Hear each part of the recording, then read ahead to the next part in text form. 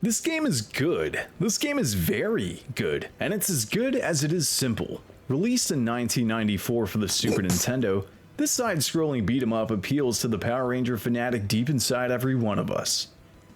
If you're familiar with Power Rangers, there's something so cool about being able to swing your sword around as Jason and spin your axe thingy as Billy as you mass murder your way through denizens of putties. The controls are you jump with B and attack with Y, pretty basic stuff. If you get close enough to an enemy, you can also throw them, but nothing too crazy. At about the midway mark of each level, the boss pays you a surprise visit, and that's what triggers your puny human character to mighty morph into a super cool Power Ranger. Depending on the character, your combo has a different multi-hit animation, or you can be Awesome Kimberly and shoot infinite amounts of arrows as you please. Oh, you also have a single-use screen wipe attack, once you've morphed, that absolutely squirts all over your enemies and kills them. Or it can also be used to get tons of sweet hits on tougher enemies and bosses. Unless you're up against this teleporting fella, he's a slippery one. I've been killed by his weird scary rake more times than I'd like to admit. There really aren't many instances in which you desperately need this bomb to clear out the screen, which never really fills up with enemies anyways, so you'll most likely end up saving it for the bosses.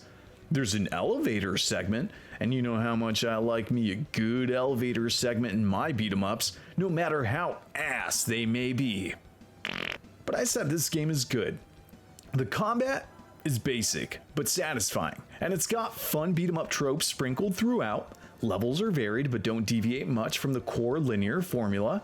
And yeah, there's some depressing parts like the sewers, but most of the time, your little Power Ranger socks are firmly planted on the ground and fighting brain-dead legions up close and personal. Spoilers ahead on a 10,000-year-old video game, and if people can joke about the Titanic sinking, I can definitely talk about the awesome fighting portion in the last bit of the game.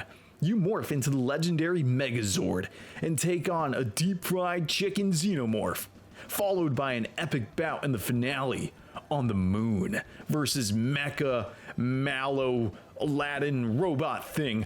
This segment actually inspired a spin-off Power Rangers fighting game. It's pretty interesting, you should check it out, which focuses on these mechanics. This part of the game is really awesome. Nice little curveball they included in there.